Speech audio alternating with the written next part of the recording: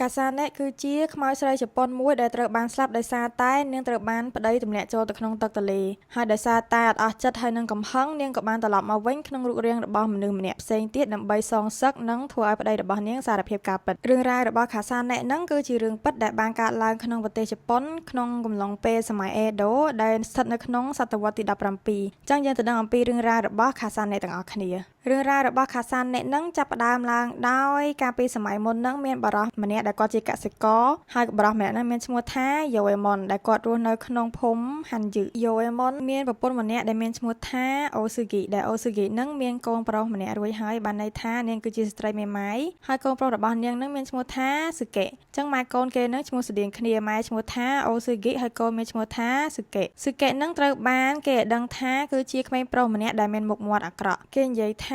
ស៊ឺកេនឹងមុខរបស់គាត់វាអត់ស្អាតរបៀបដូចអាលួយមកចាហៀងហើយមានស្នាមជាប់នៅលើភ្នែកទៀតរីឯជើងរបស់គាត់នឹងក៏អត់ល្អដែរហើយយូអេមុននឹងនៅពេលដែលបានឃើញអំពីរូបរាងរបស់កូននឹងហើយនឹងពិការភាពនៃជើងរបស់កូននឹងអញ្ចឹងគាត់ស្អប់កូនប្រុសនឹងខ្លាំងមែនទែនរហូតដល់នៅថ្ងៃមួយពេលដែលយូអេមុនហើយនឹងស៊ឺកេនឹងកំពុងតែដើរឆ្លងស្ពានជាមួយគ្នាយូអេមុនក៏បានរុញទម្លាក់កូនប្រុសនឹងចូលទៅក្នុងទឹកស្រះហើយស៊ឺកេគាត់អត់អាចហែលទឹកបានទេអញ្ចឹងគាត់ក៏លង់ស្លាប់នៅក្នុងទឹកស្រះនឹងទៅប៉ុន្តែរឿងរ៉ាវនឹងគឺវាអត់ចប់ត្រឹមនឹងទេដោយការស្លាប់របស់ស៊ឺកេនឹងហើយគឺជាសាច់រឿងដែលនាំឲ្យកើតមាននៅរឿងរ៉ាវរបស់ខាសាណេអញ្ចឹងក្រោយមកអូស៊ឺហ្គីនឹងក៏មានទង្ងន់ម្ដងទៀតដែលលើកនឹងនាងមានទង្ងន់ជាកូនស្រីម្ដងហើយក្រោយពីនាងសម្រាលកូនហើយគេក៏បានដាក់ឈ្មោះឲ្យកូននឹងថារឿយប៉ុន្តែអ្វីដែលធ្វើឲ្យអ្នកភូមិនិងមនុស្សគ្រប់គ្នាមានការភ័យខ្លាចហើយនឹងភ្ញាក់ផ្អើលនឹងគឺរឿយនឹងមានស្នាមនៅលើមុខដូចស៊ឺកេបេះដាក់បានន័យថាពួកគេមានមុខមាត់ដូចគ្នាទាំងស្រុងហើយដោយសារតែបែបហ្នឹងហើយអ្នកភូមិគេជឿជាក់ថាស៊ឺកេនឹង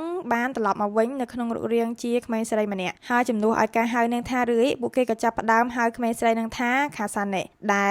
លឈ្មោះខាសាណេនឹងគឺមានន័យថាស៊ឺកេចាប់ផ្ដើមកើតមកនៅក្នុងរូបរាងថ្មីជានាងអញ្ចឹងរយៈពេលប្រហែលក្រោយមកឪពុកម្ដាយរបស់រឿយនឹងក៏បានចែកឋានទៅទាំងដែលរឿយនឹងនៅជាក្មេងស្រីហើយចឹងហើយរឿយនឹងក៏ក្លាយទៅជាក្មេងកំព្រាហើយរស់នៅម្នាក់ឯងរហូតដល់ថ្ងៃមួយរឿយនឹងបានធ្លាក់ខ្លួនឈឺជាទម្ងន់ហើយពេលហ្នឹងក៏មានបរិសវង្វេងផ្លូវម្នាក់ដែលគាត់មានឈ្មោះថាយ៉ាហ្គោរ៉ូដែលបរិសហ្នឹងបានចូលមករស់នៅក្នុងផ្ទះរបស់នាងហើយមើលថែរក្សានាងរហូតដល់នាងជាពីជំងឺនឹងឡើងវិញដើម្បីជាការសងគុណទៅកាន់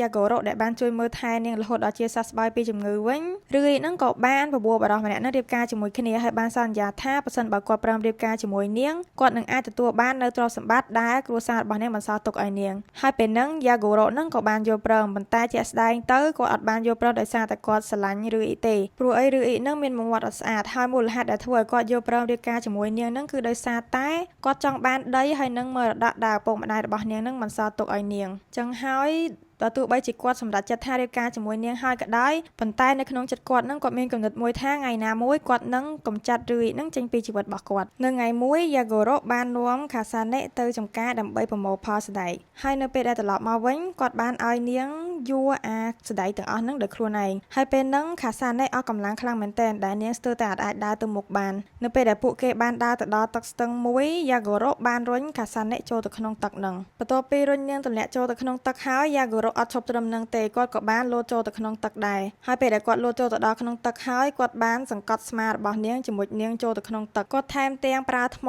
និងខ្សាច់ញាត់ចូលទៅក្នុងមាត់របស់នាងចាក់ភ្នែករបស់នាងហើយច្បាច់កនាងបន្ថែមទៀតពេលនឹងផងដែរខាសាណេនាងព្យាយាមរើបំរាស់ខ្លាំងមែនទែនប៉ុន្តែ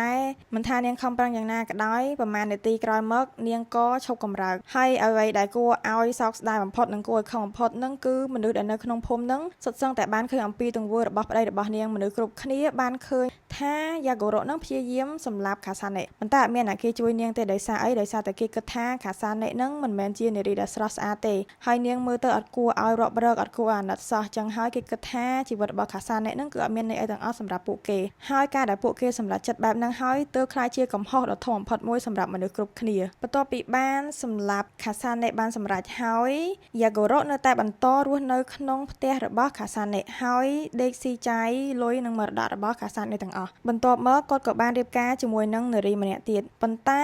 ែនៅពេលដែលគាត់រៀបការជាមួយប្រពន្ធថ្មីមិនបានប្រហែលផងប្រពន្ធថ្មីរបស់គាត់នឹងក៏បានស្លាប់ហើយគាត់ក៏រៀបការជាមួយនឹងប្រពន្ធមួយទៀតនឹងក៏ស្លាប់ទៀតហើយគាត់ក៏រៀបការម្ដងទៀតអញ្ចឹងយ៉ាហ្គោរ៉ូនឹងគឺរៀបការម្ដង ហើយម្ដងទៀតរហូតដល់6 ដងហើយប្រពន្ធរបស់គាត់នឹងគឺនៅតែស្លាប់ចឹងស្លាប់ទៅដោយអត់កំបាំងរហូតដល់រៀបការដល់ប្រពន្ធទី6ពួកគេក៏បានបង្កើតកូនស្រីម្នាក់ជាមួយគ្នាដែលកូនស្រីម្នាក់ហ្នឹងមានឈ្មោះថាគីគឹចឹងដំបូងគឺអត់មានរឿងអីកើតឡើងនៅលើគ្រួសារនឹងទេអ្វីគឺធម្មតាប៉ុន្តែរហូតដល់គីគឹមានអាយុ13ឆ្នាំម្ដាយរបស់នាងក៏បានស្លាប់យ៉ាហ្គូរ៉ូបានឲ្យគីគឹរៀបការជាមួយនឹងបរិសម្នាក់ដែលមានឈ្មោះថា King Goro ហើយបានតែងតាំងបរិសម្នាក់នឹងជាអ្នកបន្តវេនគ្រួសាររបស់ Yoemon ភ្លាមនោះ គីគឹបានធ្លាក់ខ្លួនឈឺហើយដួលទៅលើឥដ្ឋបន្ទាប់មកនាងចាប់ផ្ដើមបែកពពុះមាត់ហើយចាប់ផ្ដើមហូរទឹកមាត់ហើយនាងចាប់ផ្ដើមស្រែកយំថានាងទ្រាំមិនបានទេនាងទ្រាំនឹងការឈឺចាប់មិនបានទេឥឡូវហ្នឹងនាងឈឺចាប់ខ្លាំងណាស់នាងបានព្យាយាមស្រែកសុំឲ្យអ្នកនៅជិតខ្លួននាងជួយនាងប៉ុន្តែភ្លាមហ្នឹងគេបានឮសំឡេងមួយទៀតស្រែកចេញពីរាងកាយរបស់គីគឹដែលមិនមែនជាសំឡេងរបស់គីគឹទេដោយសំឡេងហ្នឹងបានស្រែកឡើងថាយើងមិនមែនជាគីគឹទេយើងគឺជាប្រពន្ធរបស់ឯងដែលឯងបានសម្លាប់ឯងបានធ្វើបាបយើងយ៉ាងខ្លាំង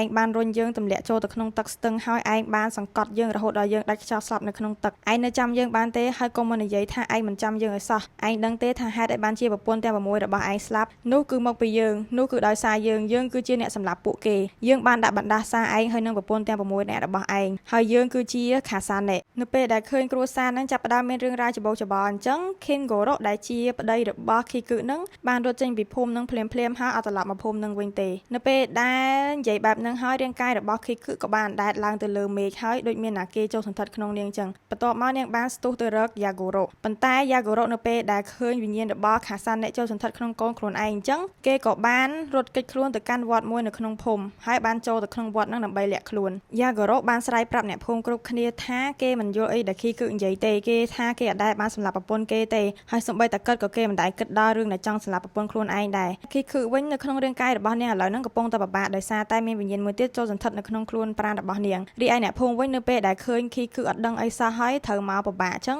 គេអាណិតគីគឹអញ្ចឹងហើយក៏គេចាប់អូសទាញយ៉ាហ្គូរ៉ូនឹងចេញពីក្នុងវត្តមកវិញដើម្បីឲ្យប្រឈមមុខជាមួយនឹងខាសាណេបើទោះបីជាវិញ្ញាណរបស់ខាសាណេឥឡូវហ្នឹងកំពុងតែខឹងខ្លាំងកំពុងតែជេរបន្ទុះសារាយពេញហ្នឹងក៏យ៉ាហ្គូរ៉ូនៅតែនិយាយថាគាត់អត់ដឹងរឿងរ៉ាវអីទាំងអស់គាត់អត់មានកំហុសទេគាត់អត់បានសម្លាប់ប្រពន្ធរបស់គាត់ទេអញ្ចឹងហើយពេលហ្នឹងខាសាណេក៏ចាប់ផ្ដើមហៅឈ្មោះរបស់អ្នកភូមិម្នាក់មួយដែលបានឃើញអំពីហេតុការណ៍របស់នាងហើយអត់បានជួយនាងអញ្ចឹងដូចដែលយើងដឹងអញ្ចឹងថានៅពេលដែលយ៉ាហ្គូរ៉ូព្យាយាមសម្លាប់ខាសាណេហ្នឹងអ្នកភូមិហ្នឹងគឺឃើញទាំងអស់តែអត់មានណាគេជួយនាងទេអញ្ចឹងឥឡូវហ្នឹងនាងចាប់ផ្ដើមហៅឈ្មោះពួកគេម្នាក់មួយហើយចាប់ផ្ដើមជេរបន្តិចពួកគេម្ដងម្នាក់ដែលឃើញការស្លាប់របស់នាងហើយឃើញគេធ្វើរឿងអាក្រក់មកលើនាងហើយអត់មានណាគេជួយនាងសោះអញ្ចឹងនៅពេលដែលបានលើខាសាណេនិយាយបែបហ្នឹងហើយអ្នកភូមិទាំងអស់ហ្នឹងរួមទាំងយ៉ាហ្គូរ៉ូហ្នឹងក៏បានទទួលស្គាល់អំពីកំហុសរបស់ខ្លួនឯងខាសាណេបាននិយាយអំពី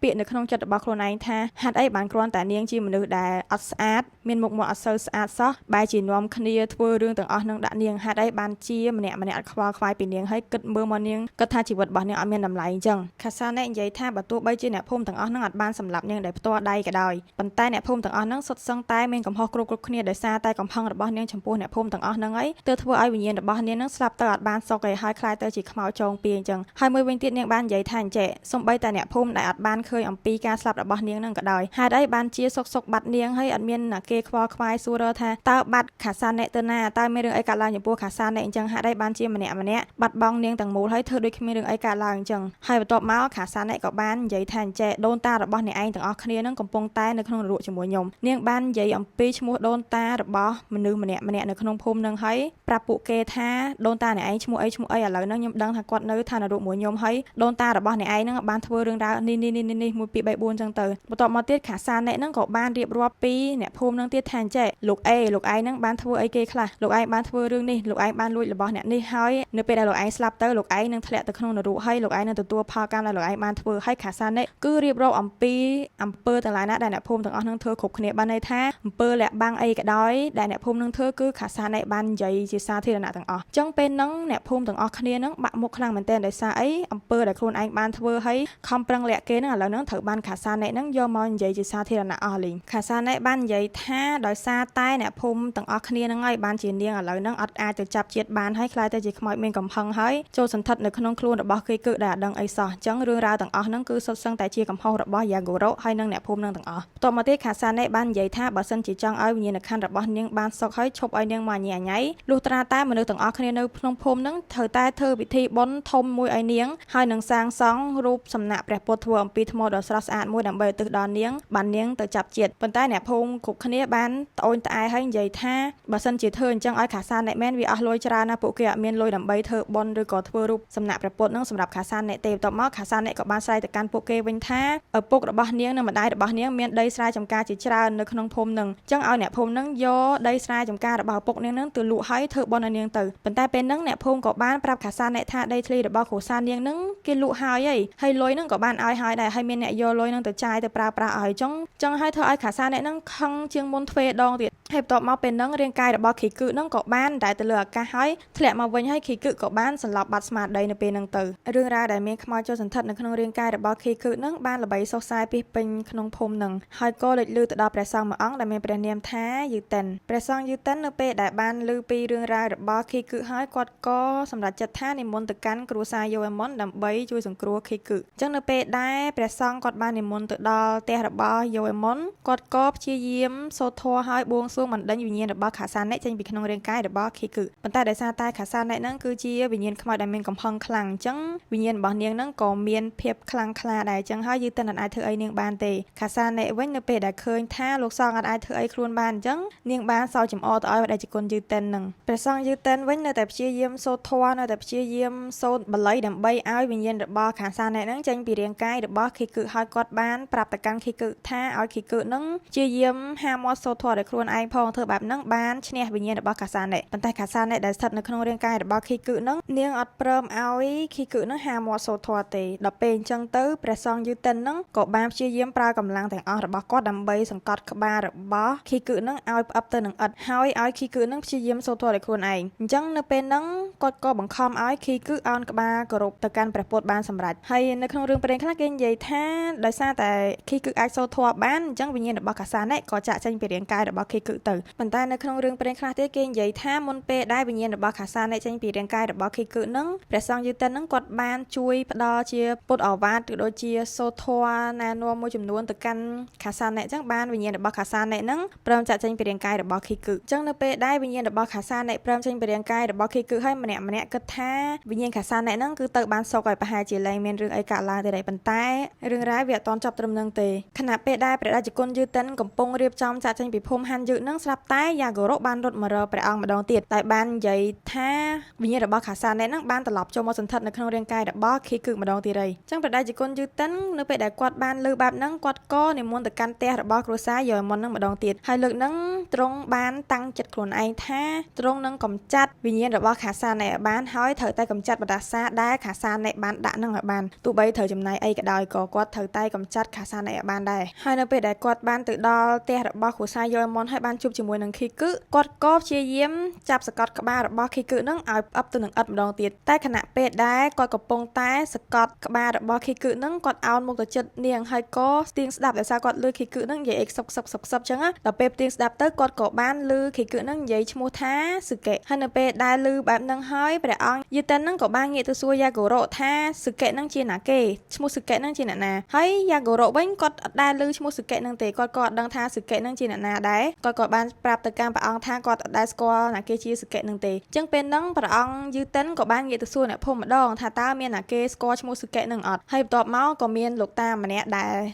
មានអាយុចាស់ជាងគេនៅក្នុងភូមិហ្នឹងគាត់ក៏បាននិយាយថាប្រហែលជា60ឆ្នាំមុនមានពាក្យចាមអារាមថាប្រពន្ធរបស់យោអេមុនហ្នឹងប្រពន្ធដំបូងរបស់យោអេមុនហ្នឹងមានកូនប្រុសម្នាក់ដែលកូនប្រុសហ្នឹងមានឈ្មោះថាស៊ឺកេហើយស៊ឺកេហ្នឹងត្រូវបានគេសម្លាប់ដោយរុញទម្លាក់ចូលទៅក្នុងស្រះទឹកអញ្ចឹងហើយគេថាប្រហែលជាស៊ឺកេហ្នឹងគឺជាស៊ឺកេម្នាក់ហ្នឹងហើយព្រះសង្ឃយឺតិននៅពេលដែលបានឮលោកតានិយាយបែបហ្នឹងហើយគាត់ក៏សួរទៅកាន់វិញ្ញាណហ្នឹងសួរថាតើអ្នកឯងគឺជាស៊ឺកេមែនបន្ទាប់មកសលេងរបស់គីគឹហ្នឹងក៏បានឆ្លើយថាហ្នឹងហើយខ្ញុំគឺជាស៊ឺកេដោយពេលហ្នឹងវិញ្ញាណរបស់ស៊ឺកេហ្នឹងបាននិយាយថានៅពេលដែលបដិជគុណយឺតិនព្យាយាមជួយសង្គ្រោះណែនាំផ្ដល់ពុទ្ធឱវាទឲ្យខាសានអ្នកហ្នឹងបានន័យថាវិញ្ញាណខាសានអ្នកហ្នឹងគឺបានទៅបាត់ហើយបានន័យថានាងទៅចាប់ជាតិឬក៏ទៅណាទៅណីបាត់ហើយចំណែកឯវិញ្ញាណរបស់ស៊ឺកេវិញគឺអត់មានអ្នកណាគេបានជួយសង្គ្រោះគាត់ទេហើយគាត់ក៏ឥឡូវហ្នឹងគាត់ក៏កំពុងស្ថិតនៅក្នុងខ្លួនរបស់ខីគឹដែរស៊ឺកេបានបន្តទៀតថាវិញ្ញាណរបស់គេអត់បានទៅកន្លែងស្ងប់សុខទេដោយសារតែតាំងពីខ្លួនស្លាប់មកខ្លួននៅតែអត់អស់ចិត្តនឹងការស្លាប់របស់ខ្លួនឯងព្រោះត្រូវបានគេសម្លាប់ទាំងដែលអត់ខុសអីសោះ ោះចឹងហើយទៅវិញ្ញាណរបស់គេនឹងនៅវិ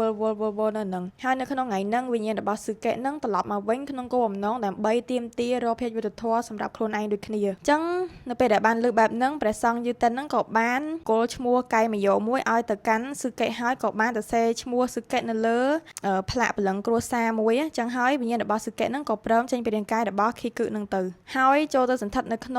ងអាផ្លាកព្រលឹងនៅក្នុងគ្រួសារហ្នឹងចឹងចាប់តាំងពីពេលហ្នឹងមកក៏គ្រួសារយោអេមុនហ្នឹងលែងមានរឿងរ៉ាវអីកើតឡើងទៀតហើយខីគឹវិញនាងអត់ចង់ធ្វើជាមនុស្សធម្មតាទេនាងបានសូមព្រះអង្គយឺតិនហ្នឹងទៅបួសដែរប៉ុន្តែពេលហ្នឹងព្រះដាជគុណយឺតិនហ្នឹងក៏បានណែនាំទៅកាន់ខីគឹថាធម្មតាទេជីវិតយើងវាតែងតែមានរឿងរ៉ាវទេទួចឹងហើយគាត់អត់ចង់ឲ្យខីគឹហ្នឹងបាត់ផ្លូវខ្លួនឯងទេគាត់ចង់ឲ្យខីគឹហ្នឹងនៅប្រើជីវិតជាមនុស្សសាមញ្ញធម្មតាច្រើនជាងព្រោះគាត់មើលឃើញថាខ្សែជីវិតរបស់ខីគឹហ្នឹងវានៅវែងឆ្ងាយទៀតវាអត់ទាន់បញ្ចប់ត្រឹមហ្នឹងទេចឹងក្រោយពេលទទួលបានការណែនាំមួយចំនួនពីព្រះដាជគុណយឺតិនហ្នឹងហើយខីគឹហ្នឹងក៏